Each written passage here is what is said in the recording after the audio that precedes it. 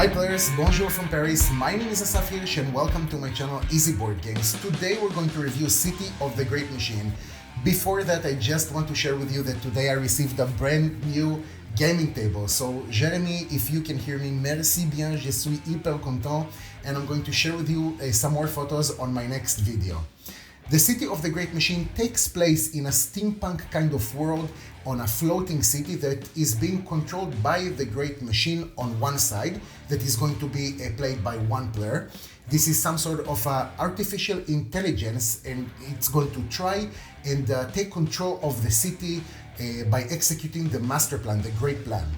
On the other side, we're going to have 1 to 3 players that are going to create actually a pack of heroes trying to oppose this great machine, trying to bring chaos into the city, some riots, and basically destroy the life of this great machine.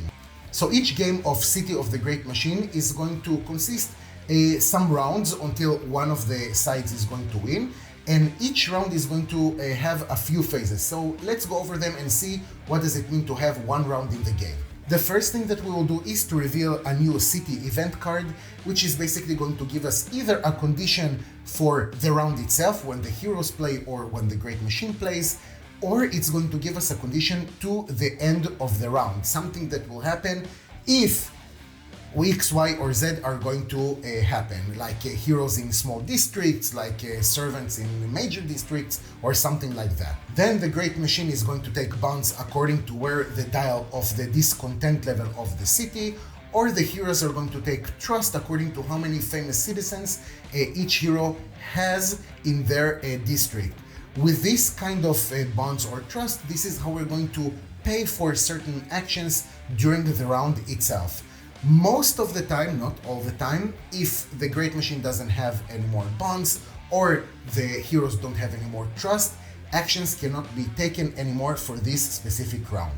After that, all the heroes are going to choose access card, which basically indicates where they're going to go to physically in this round and which type of action they're going to take. Now this thing is going to be hidden from the Great Machine, but all sort of communication is going to be in front of it, which creates some interesting situations that we'll talk about a little bit further down the video. After that, the Great Machine is going to play. Even though the heroes have already chosen where they're going to go, now we're going to have the Great Machine moving around its servants or some guards, taking some actions, and basically affect how this city is going to look like when the heroes are going to play. After the Great Machine has finished its turn, then the heroes are going to play, and sometimes plans are not going to follow through and they're going to have some surprises along the way, like raid tokens, like different guards around the table, like maybe some district have moved to another place, which makes some surprises along the way and the game much more interesting. After the heroes have finished their turn, we're going to have a phase that's called the closing phase, which we're basically seeing if the raid that the Great Machine has put was successful or unsuccessful. We're going to read if the condition on the card that we drew at the beginning of the round apply, and we're going to see if the Great Machine has advanced the Great Plan, the Master Plan. So let's talk about the first parameter of the game, which is very important to me, and that is the theme. I find that in City of the Great Machine, the theme is amazing, and I try to measure it by how quickly do the players around the table starting to use the actual terms of the game itself. So if, for example, in different games, we sometimes find ourselves saying like, okay, I'm going to take this worker and I'm going to put it in this location and I'm going to collect this resource, whatever it is. And that means to me that the theme is not really something that plays a part in that specific game. But in City of the Great Machine, I don't know why, but right from the first game, we started using the actual terms. Like, okay, I'm going to take the vagabond and I'm going to move it to the industrial district, and I'm going to raise the discontent by 2, or the Great Machine is advancing, as a Great Machine I'm going to advance the master plan by 1, and I'm going to try and do an arrest, and now your hero is detained. And well, there are many more things like this, but you understand that right from the first game you're feeling inside the city, like you're feeling a part of this revolution. Another thing that plays a very big part of it is the game itself is one versus many.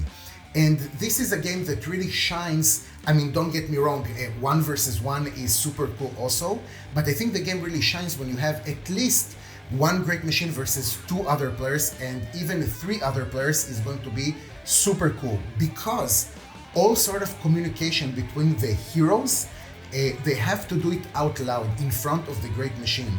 Of course, not the cards, but when they want to have some sort of a plan together or something like that, they cannot text, they cannot whisper, they cannot leave the room. They have to do it in front of the great machine. And that's some sort of creating this atmosphere like, like 1984, like a Big Brother kind of thingy. So the great machine maybe has some cameras or spies or like wires so it can listen to what's going on in the city itself.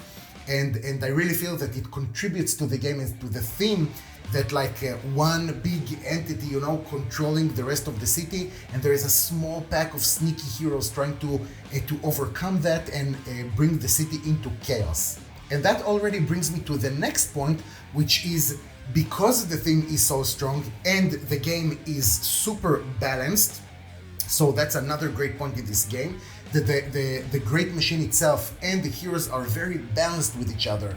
So it creates more tension into the game. So you'll see like the progress board, like the master plan, the great plan is advancing, and then like the discontent of the city is advancing also. So everything is pretty, of course, if the players are balanced, but it creates this tension almost right onto like the end of the game, that everything is very tight. And I think that was an amazing choice, because this progress board is designed like a clock, then you feel like time is running out, and that brings a lot of a good atmosphere and tension into the table.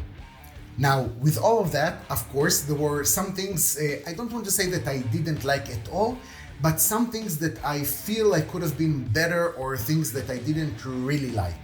The first thing is, it's like on the good and on the bad side, it's the art itself. So on one hand, we're seeing that when you're focusing on one of the districts or something like that, the art is beautiful. You can see just from the box, the steampunk bursts, through, and you can really see it. And also when you're focusing on one of the districts, but when you're starting to get out, and of course your eyes are not super focused inside, you're looking at the big picture. So when you're doing that, all the districts are kind of blurred in each other, it's not something very coherent, and sometimes you feel like you're going to have a little bit of a seizure, because everything is so colorful and mixed up together. And with that, or because of that, the difference between the district is not something, it's not too great, let's say it like that. So in order for me to say, okay, I'm going to the industrial district, for example, I really need to look for the icon or for the name of the district itself. And that's something that I wish would have been a little bit different. I wish that just from looking at the art itself, I would already known which district is that. And because it's not the case, then I find that the logos themselves, the icons and the writing, a little bit too small. Hopefully, maybe one day they will have like a second print or some like upgraded art, and we'll be able to see districts that are a little bit bigger, or something that can really that you can distinguish between the different districts. With that, I gotta say that this game has a lot to it, but it comes like when you put it on the table, it doesn't take a lot of space. We're already very used to, like us board gamers, we're very used to games that are going to take all the table, with all the players. This is a 4-player game, and to be honest with you, when I put everything, I'm like, wow, I'm a little bit shocked that this game has so much going on in it, but then on the table it's very small, or relatively small, let's say it like that. Even when I set up the camera to do the video of how to play, usually I'm struggling to put everything in the shot or thinking what to leave out. But in this case, I'm like, wow, everything is like in one single shot, and I have some extra space, which was amazing. Another thing that was a little bit of an issue was the first game was very awkward, okay? So every new player that is going to touch this game will feel a little bit awkward in the beginning, because you don't really know how different things will have an effect, and because there are so many ways to advance the master plan or to create these riots, you're a little bit getting lost. And because of that, you're feeling sometimes a little bit confused, and the first game is really a little bit chaotic. So even though it's an easy to learn game, although there are a lot of moving parts, maybe because it's a great machine, oh my God, I'm not even a father yet and I already have that job. Forget about that. So don't let it scare you in the first game if you're a little bit confused or you don't really understand what you're doing. Don't let it scare you, because the second game will be already much better. The moment you finish the first game, and it doesn't matter who won the game, and you'll be like, oh, okay, I understand what's going on. I see what you did there. And then your strategy will change, and even the great machine or the heroes will be much, let's say, smarter the next game. The next thing that was a little bit annoying is the downtime for the great machine. When you have 1 versus 1, the downtime can be even more, let's say, upsetting or annoying, because the player that is playing all the heroes doesn't really share with you what they're going to do, right? It doesn't make sense. He's not going to speak out loud.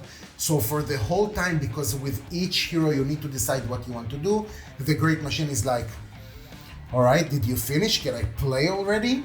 So at least when you have a higher player count, the great machine can hear the conversation between the players, which can help a little bit, but still doesn't mean that the downtime is better. So if you're the great machine, be patient, everything is cool, enjoy the game. The last thing that I want to talk about is the price tag of this game. Usually I don't say it, okay, but I really find that the price tag is so fair, okay? I didn't support this game in its original Kickstarter because I wasn't into board games at that time. But when it got out, and I think I found it on BGG for 110 euros or something like that, I thought to myself, all right, that's like pretty much the amount of games, the amount of money that I can spend on games. Of course, we're talking about not a miniature game or something like that. And when I got it with all the expansions that I'm going to show you in just a few more moments.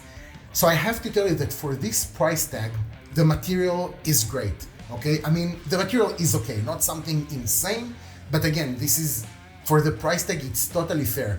The miniatures are cool, the cardboards are cool, like everything that is in the box is totally legit. And then I'm like, there is already so much replayability in this game. I can't say that every game will be like totally different, you know, like you're going to grab your head in unbelievable situation or something like that. No, of course each game will be different, but not like in a crazy way. But with this price tag comes along a few things. So let me show you. The first thing that is going to come is this expansion, okay? That is called the Stand-in Heroes expansion. That is going to bring you some more heroes into this game, so a little bit more variability. And soon I will explain to you why this is already empty. So let's put it aside right over here. Not finished with it, and then we have the big expansion of the game, which is the Escalation.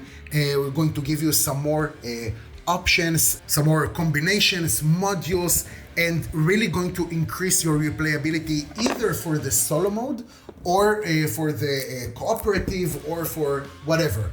So this is the second one. And on top of that, we have 2 other Kickstarter exclusives that are just going to add a few more cards or a few more relatively small things, but still, all in all, with all of that, for 110 euros plus minus, I think that you have here a great value for the game.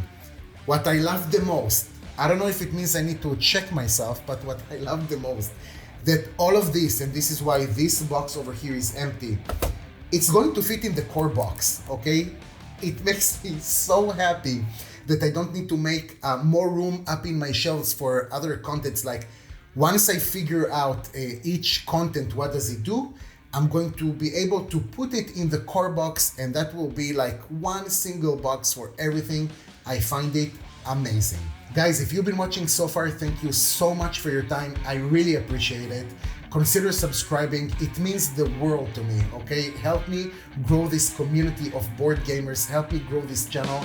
Every time I see a new subscriber, I'm like, oh, it means so much to me, you know, because it's like I'm doing something right. And if I'm doing something not good, let me know in a comment. Let me know what you would like to see more on this channel. Thank you very much, and see you next time.